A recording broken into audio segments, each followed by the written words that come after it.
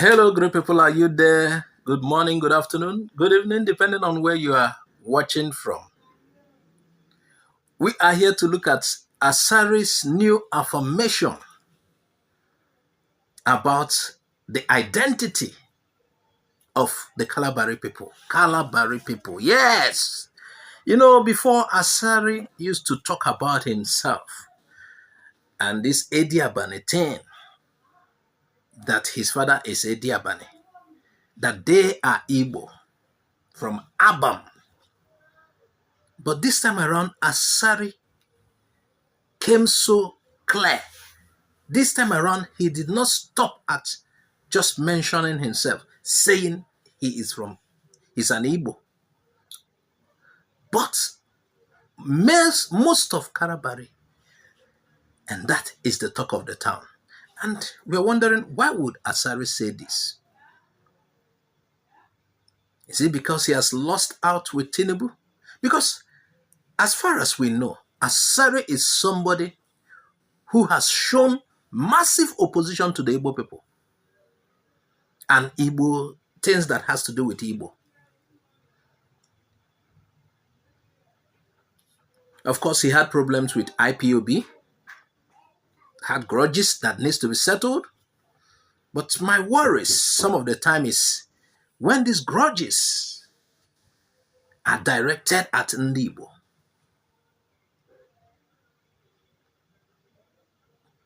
And for him to now say he is Igbo, was it really because Tinubu did not work with him as he wanted it to happen? You know, he was among the people that were, okay, even if Asari is not there, we know Tinubu will still get to the top because he knows how to maneuver his way. You know, though Asari feels he was instrumental to Tinubu's rise. That aside, Asari did not get what he expected from Tinubu. And should that be the reason why Asari now asserts fully that he is Igbo? What prompted this resolve? Could it be that, according to him, I will play part of the video. You know, there's a video that has been circulating about him, recent videos that people are sharing. In fact, I want to, if you've not been to his page now, I want to play it from the start. Not all of it, but there are key points that you need to hear. Asari said he reads wide and he calls himself a history correctional officer or something like that.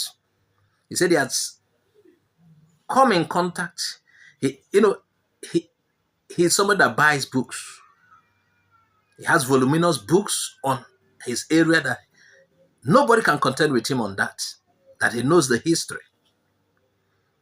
We're not talking about books written by his people thereafter or later, but books written by white people who are, concerning this matter, they are unbiased. They are not trying to favor anybody on the matter. They wrote things as they encountered. These are books written based on events around 16 something, 17 something. And sincerely, those books are to be trusted. Remember, the other day we were talking about Opobo and we shared a page. And if you look at what Asari said about how Igbo went to those areas, they are similar. So Asari claims to be, what do we call it? A major source of information regards their area because he has read several books, several unbiased reports. And you need to hear him before we continue. Today, we are going to discuss Kalabari history. And one of the historical area we are going to talk about is trade with the outside world. Trade with the outside world. more comprehensive records have come down to us from European explorers and adventurers. In the Esperado de Satu Origins. That's the name of the book. We have the following description. It says, Yod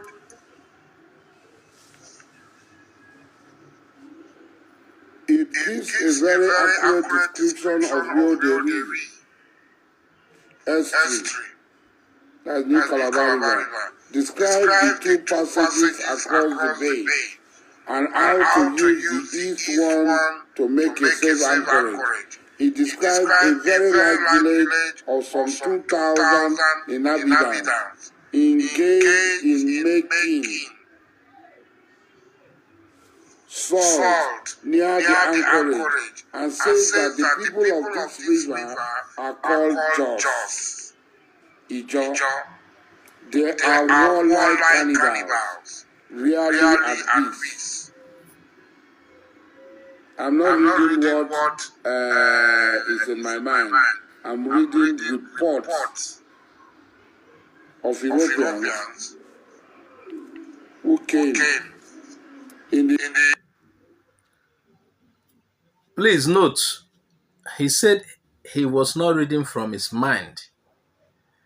He was reading from reports of Europeans who, due to trade with the area, you know, the riverine, the waterline areas had trade with foreigners from time, because those days, most places are accessed through the water, especially if you are close to the water, including the slave trade, everything.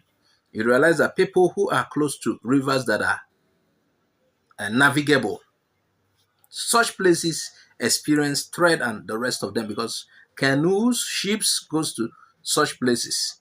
And this is where he's talking about. First of all, he has established that Jaws are known for salt, working with salt, regards the production. According to him, they are warlike people, cannibals. They lived a particular place, that area. So he is reading from historical books written by Europeans.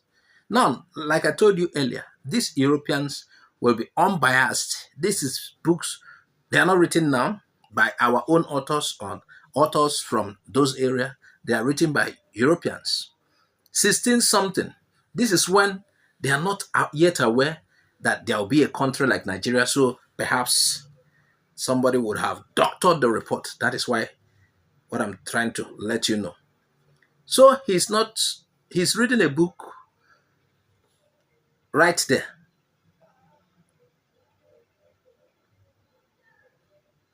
But this is what I want you to note. Does it mean Asari had all of this, but he did not share it, apart from just saying that he is Igbo? It was only recently that he found it necessary. What prompted his resolve to now complain about the whole thing? This time around, remember, he's not talking about himself, but almost the whole of Kalabari. That is a job. Now let's continue.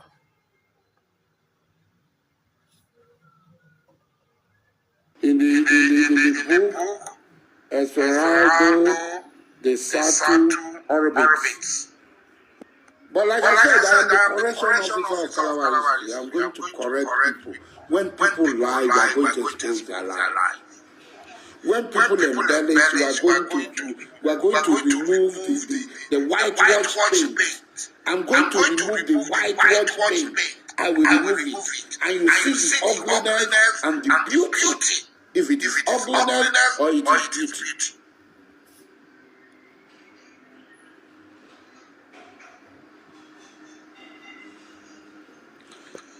Now, Kalabari people, the port of Bonny and the port of Kalabari were the greatest slave port in this part of the in the whole of Africa. These two ports were the greatest slave ports.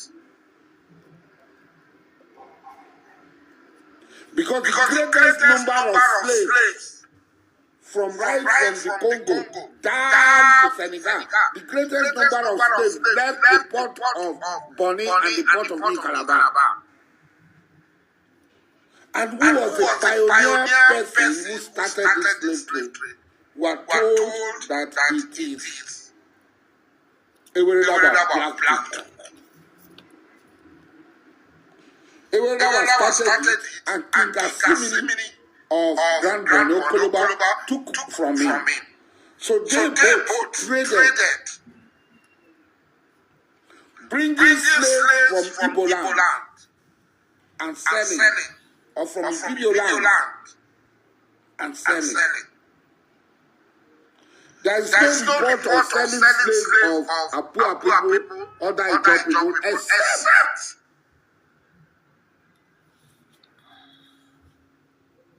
freeborns who commit adultery, who commit murder, who steals, who committed witchcraft. They cannot kill them, so they sell them. They were not selling other people. And that's why there is no record of any Obia family in Kalabari that is of slave origin. Any Obia family in Kalabari that is of slave origin. Any Ghana family in Kalabari that is of slave origin. Any Okika family in Kalabari that is of slave origin.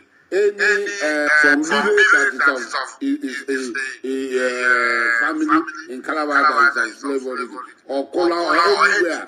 Or Bonny or Andoni that is of slave origin. No. Families in Kalabari that are of slave origin are either Igbos or Ibibos or other group of people. It is very difficult. It's not there. I have not found. I know all the families in Buguma, in Bakana, in Abonima, in Obama. I think this Kalabari community. So, like he's saying, that place was a major spot. In fact, he said one of the busiest, the greatest slave ports in Africa. From there, slaves were moved and they get to other coasts till they get to America. And majority of these slaves were Igbos and Ibibios, but mainly Igbo. Igbos were, taking their own slaves. Like I told you, the riverine area are a major, the rivers, the waters are the major means of transportation as at that point in time. These were the times aeroplanes were not popular.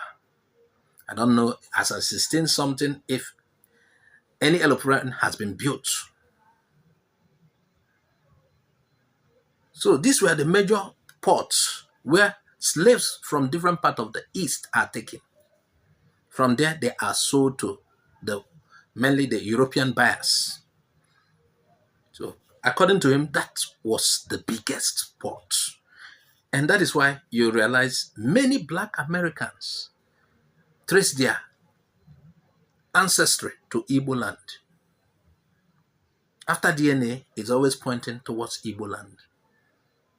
Some Ibibio.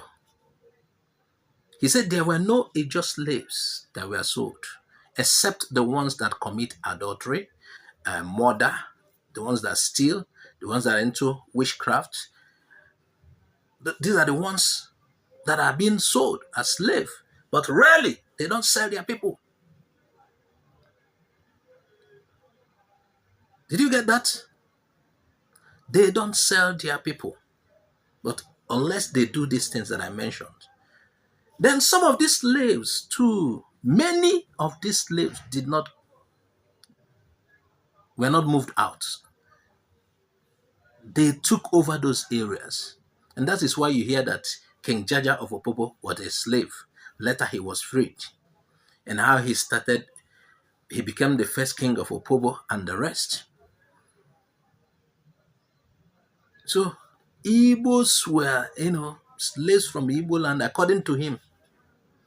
We are being brought there massively, and they seem to overrun the real people of the place. Did you get that? As in numbers. Let's continue to listen to him.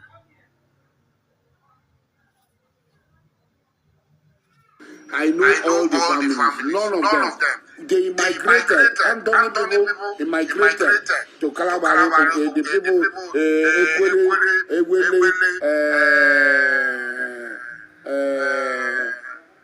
the Donny family, which is part of the Etiabali house. These are the ones that migrated, the Igbos that migrated who became Kalabari today. Migrated from Andoni into Kalabari. They are not slave families. These ones are not slaves. So also they are still Igbo. Migrated from Abua into Kalabari. They are not slave families. So also you have Sarah, which is the ruling house in Kola. They migrated from Ekene. Did you get that? Kalabari people who were Igbos who went there. Also have attachment with Ogbe. They are not slave families. They don't sell themselves. They know themselves. They identify themselves as one people, and they don't sell themselves. The only thing they do most times is this peripele, to cutting off the head of somebody to celebrate peri, which will come to later. So the slave trade brought enormous wealth, so much wealth to these two states, these two Ijaw states of Kalabari and Bonny, so much wealth. And a lot of slaves were domesticated. And they became great men. We are not ashamed of our history. These slaves they got domesticated and became great men. If you go to all over our land, people are trying to, historical revisionism, people are trying to embellish history, people are trying to distort history. No, I am Ediabali today. Ediabali is an Igbo man. It's from Obong in Abba. It's from Obong in Abba. From there, his family went to Bosi in Anambra State before they came to New Calabar. It's an Igbo man. I am Ediabali. So when somebody says Igbo, no, I am, yes. The name I answered today, the stool on which I sit today, which was created as one of the first working houses to be created. In fact, among the first five to be created in Kalabari.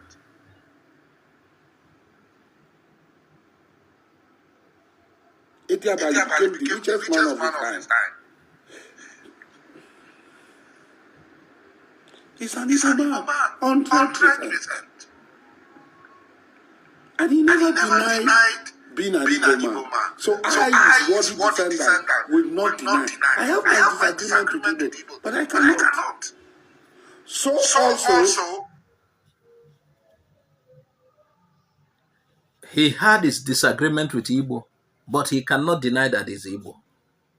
He has always said he's Igbo. But then he used to say his father sold Igbo slaves. Now, this time around, he mentioned some other people who were involved. As in, who were Igbos, who are Igbo.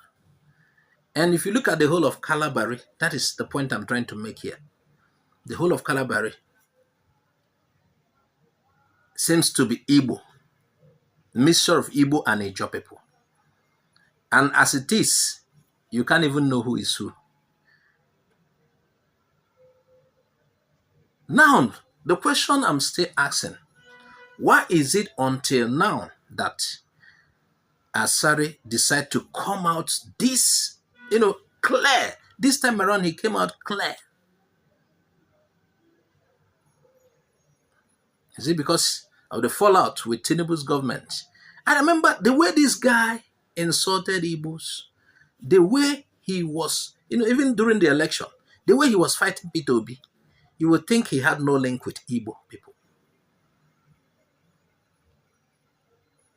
He said because Tinubu helped him in the past.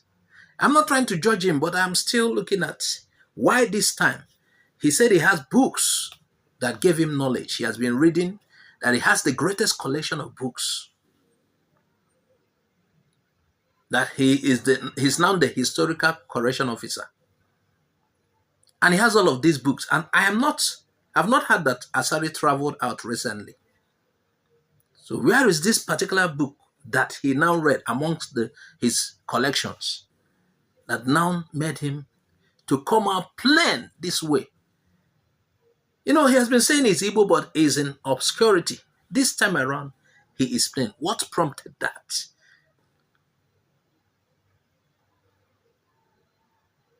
Well, let's keep enjoying the rest of the video. Like I told you, this video is longer than most of the ones you've seen. I had to include other parts so that the understanding will properly sink into us. Some people are already saying, we don't care whether you are Igbo or not. You are Igbo for your own pockets. You have never behaved like Igbo. You have resented anything Igbo. Well, he is who he is.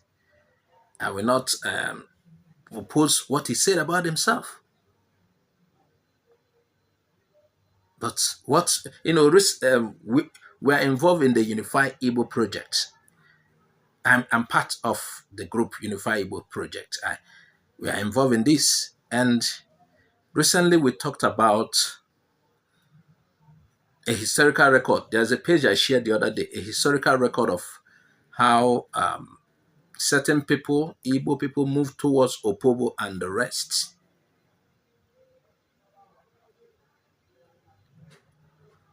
And there was an argument on Facebook the other day.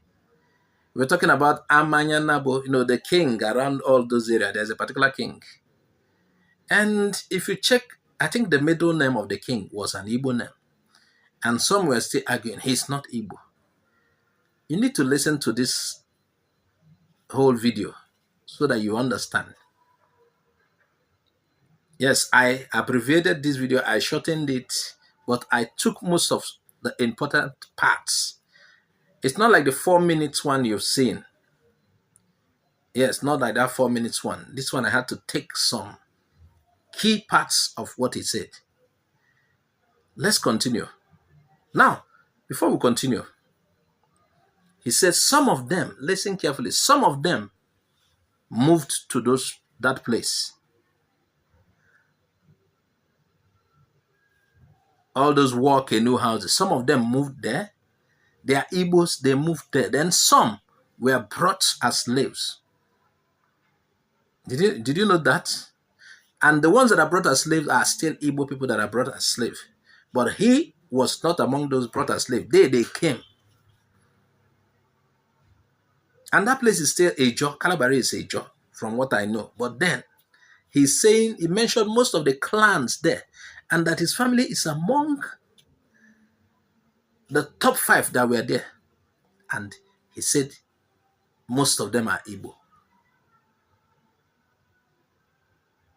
So, there is something for you to take home here.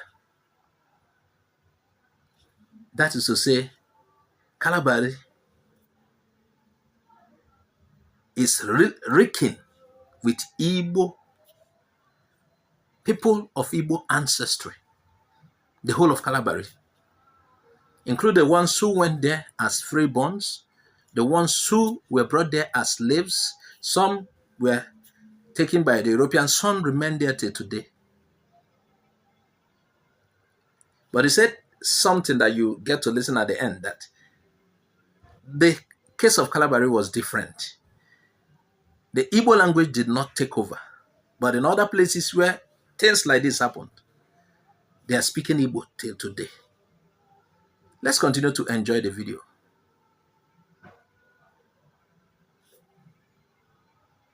So, it's bricks. So also is asphalt. Yeah, he's talking about Igbos there. Families that are Igbo. Ancestry. Young bricks. Asphalt. My father, these are all Igbo men. Uzoma. Elebuke. Odikadibia. David West. Elebuke West. These are all Igbo. David West. Let nobody come and be denying that, hey, we are not Igbo, we are not this, we are not that. It's a lie.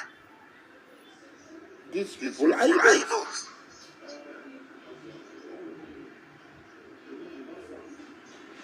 They're Igbos. So slave trade brought enormous wealth. And it also brought some sort of destabilization. Of course. It destabilized the society. Because some people brought with them so many things. The population of the Igbo people in Kalabari and in Bonny was overwhelmed by inflow of Igbo and Ibibio influence. But more of Igbo. Why Kalabari was able to totally assimilate all others who came in contact with them. Bonny was not able to do so. Okrika was not able to do so. That's why he went to Ghana, these places, they are speaking Igbo. But in Kalabari, no Kalabari community speaks Igbo. In fact, even people they brought from Igbo yesterday, after today, they find it difficult to speak Igbo.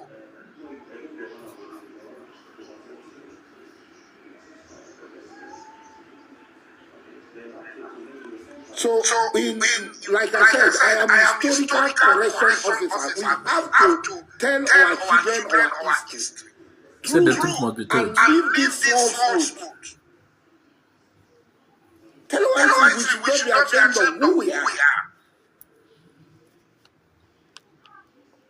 We should not be ashamed of who we are. It's not because somebody is making claim, we are going to deny because a man is making claim. Whether people make claim or not, that's not bloody business. That will not stop us from saying that this is what we are, who we are. And we stand up to who we are. We keep record of who we are. We tell the world who we are. We stand so that from that we can draw our strength. We can become who we really are.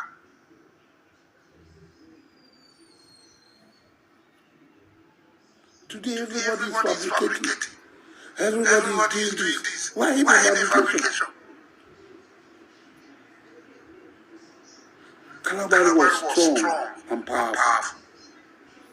Today Kalabari is weak and is in the mud, and everybody trample on us. So our denying, our distortion, our rubbish. Where are they taking us to? It has not taken us anywhere. It has not taken us anywhere. We are just there. Every day we are going backward. Every day we are going backward. Because when the truth take a flight,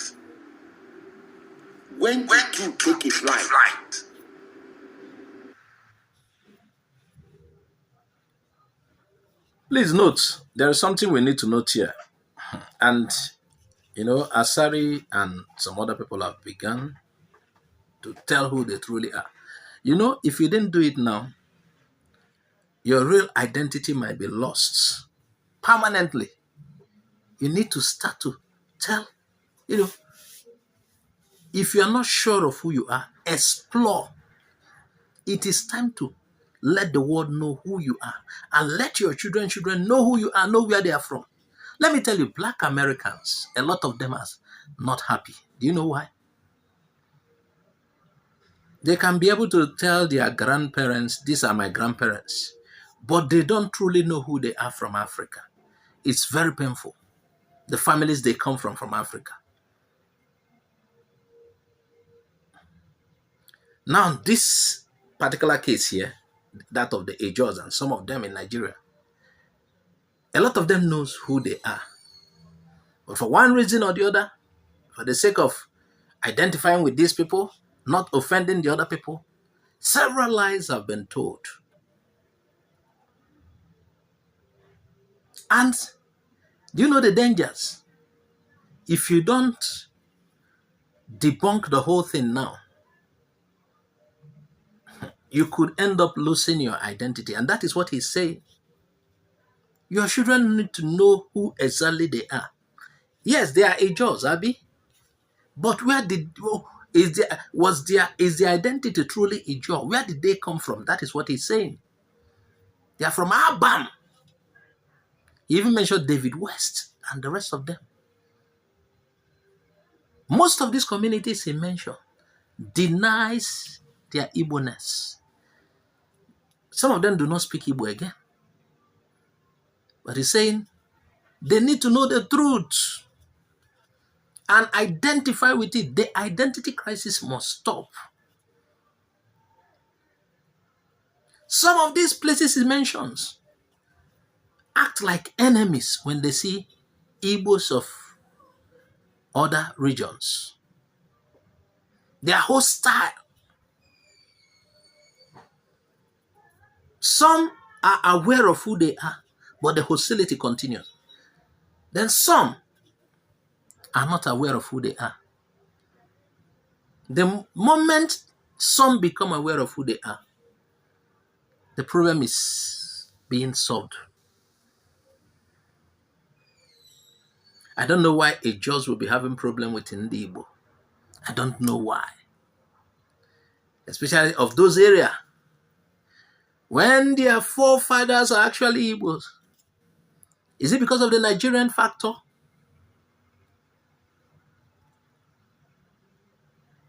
So you want your identity to be lost. Your children will just believe they are Igbo, but truly, at the real sense, they are Igbo. And if Asari and others fails to do what they're supposed to do, that will continue. And it's painful.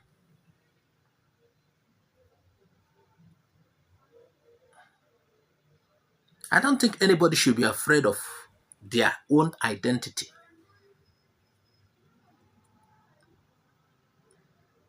And that is why you see people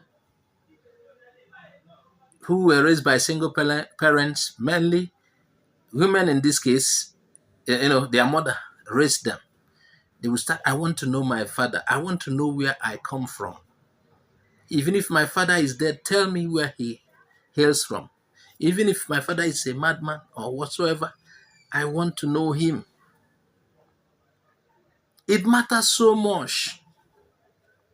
A lot of children in the motherless home are not happy. Not because some of them did not get the care that they needed. Thank God for government and other people who are helping such children's home. But then, some wants to know where they are from. Now, these are people who already have information at their doorstep where they are from, and some are hiding it. Who you they do? But this is what Asari says he wants to break. I don't know for what reason. If there's other reasons he's doing this, I don't know. But then, it is good for one to know where If you want to know about his paternity, where he truly hails from, because your children need to know. Let's continue.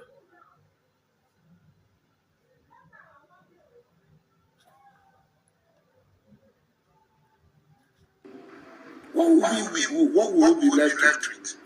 The later man, while giving a lecture, doing the centenary, said, Krakra sembekete, Igbo sakete. You know the truth, and you think you can bring falsehood and impose it on people, and everybody will keep quiet and they will accept it. No, it's not possible. God has made me powerful. God has made me strong because I am telling the truth. And in telling the truth, I have made enemies. In telling the truth, so many people have said so many things about me. That's it. The rise of Bonny and Kalabari and old Calabar, and later Opopo and Membe was basically the slave trade. Opopo and Membe they were not part of the slave trade. If they were part of the slave trade, it was very minimal.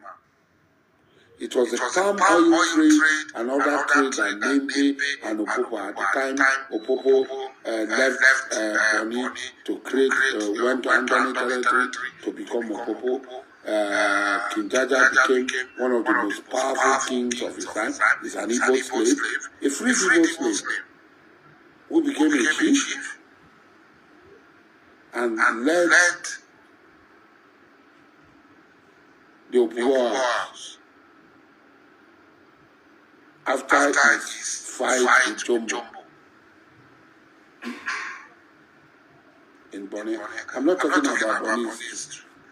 I have the books, but I can't tell somebody else's story. People should come and tell their story by themselves. But what I'm going to do, like I said, I am the historical correction officer. When you are wrong, I'll correct you.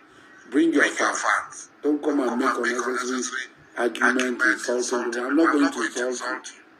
I'm going to defeat you with the facts. And the facts are there.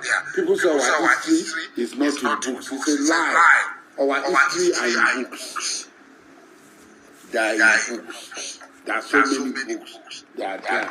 Recorded both by our father and the Europeans.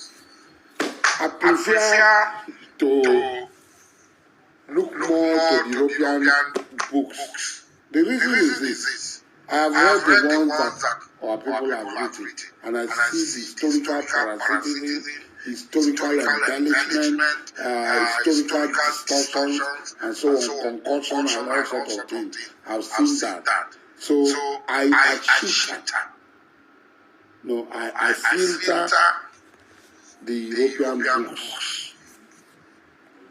So let us keep our records so that we can begin to our children the truth of what we are. And where we are wrong, we point it out. And when we excel, we will point it out to our children. So our children will learn from our mistakes, they should learn from our successes, and see why we are where we are now. Why where?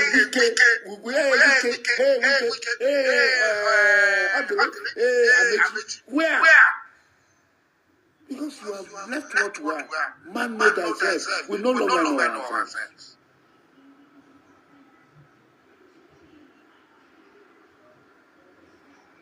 We no longer know ourselves.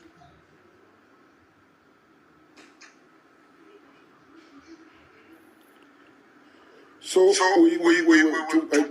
next lecture we'll continue about the trade. Trade was the big work of Kalabari society. When Kalabari people learned trade, when Bonny learned trade, and we went to go and learn English. We learn without economic power. You are nobody. Fails to look for economic power and make war. That nation will be destroyed. it will become a tartar in the hands of people. They'll be slapping you like this, slapping me, slapping me. When our fathers were making war, who was slapping us? All of a sudden, it became pono.